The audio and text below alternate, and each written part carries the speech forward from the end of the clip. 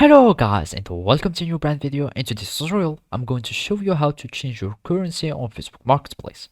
So now, the first thing that you will need to do is to open your web browser. Either it was Mozilla Firefox, Microsoft Edge, or Google Chrome, or any web browser. After that, you will need to go to facebook.com in the URL and click enter. Now, you will need to create a Facebook account if you don't already have it. To do so, you will need just to click create new account and it will take you to the new account creation. So basically all you need to do is to fill in all this information and then you will click on sign up. After that, you will have your Facebook account that will be created successfully. Then all you need to do is to go again to facebook.com and then you will add your account, or you are going to log in to your account. So basically you click on login after you fill in your email and password and it will take you to your account.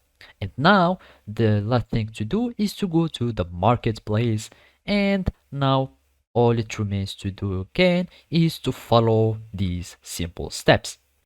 So now after that you went to the Facebook Marketplace, you will need to go to your profile or account and then go to settings and privacy. You click on it, you go to settings, and here we will find in this navigation tab, we will find payments or orders and payments.